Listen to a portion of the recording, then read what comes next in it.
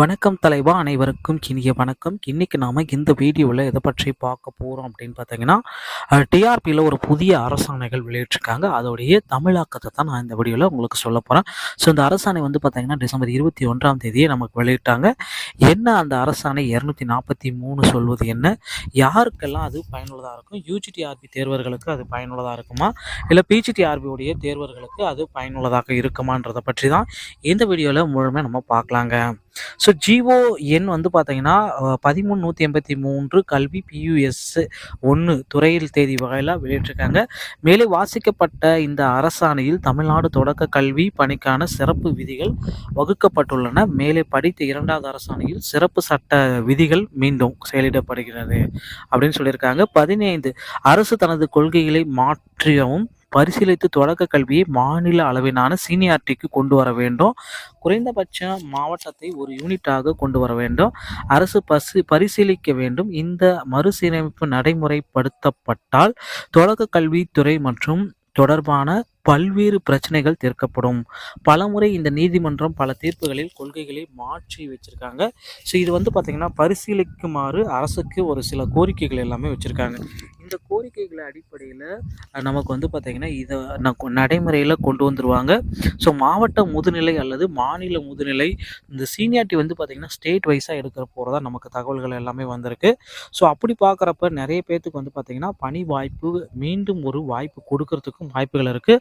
So உண்மையில் வந்து பார்த்திங்கன்னா இதில் யாருக்கெல்லாம் பாதிப்பு வரும் அப்படின்னு பார்த்தீங்கன்னா எஸ்ஜிடி சீனியருக்கு வாய்ப்பு இருக்குது, ஜூனியருக்கு வாய்ப்பு இருக்குது, ஹெச்எம்க்கு எல்லாத்துக்குமே வாய்ப்பு இருக்குது. ஸோ இந்த மாதிரி தாங்க பாதிப்பும் இதில் இருக்குது.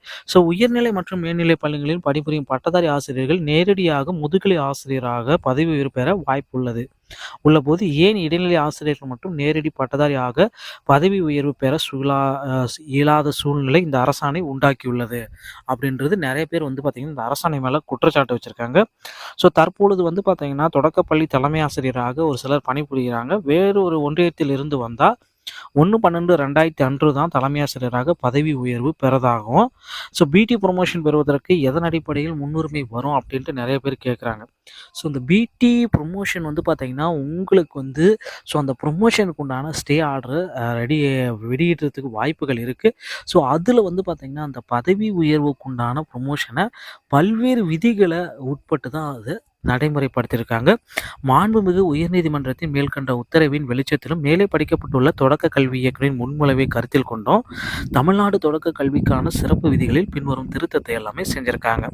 ஸோ என்ன அப்படின்னு பார்த்தீங்கன்னா 1 முதல் 3 வரையிலான பிரிவுகள் தனி மாநிலம் தழுவிய மூப்பு பட்டியல், 3இல் பிரிவு 1 மற்றும் 2 அவர்களின் வழக்கமான நியமனம் தேதி அடிப்படையில் சீனியாரிட்டி எல்லாமே பேஸ் பண்ணியிருக்காங்க. ஸோ இந்த பேசிக்கான இதை வச்சு தாங்க அவங்க சீனியாரிட்டியை பிரிக்கிறேன் அப்படின்றத தெளிவாக இந்த அரசாணை வந்து குறிப்பிடுது. ஸோ உண்மையில் பாதிப்பு வந்து பார்த்திங்கன்னா இந்த ஹெச்எம்ஸ் இந்த மாதிரி இருக்கிற பீப்புள்ஸ்க்கு வந்து கொஞ்சம் பாதிப்புகள் அதிகமாக இருக்க நிறைய வாய்ப்புகள் இருக்குங்க. ஸோ டிஆர்பி மற்றும் பள்ளிக்கல்வித்துறை சொந்தமான செய்திகள் அனைத்தையும் நீங்கள் உடனுக்குடன் பெற சேனலுடைய இணைந்திருங்கள். அடுத்த வீடியோவில் சந்திக்கிறேன்.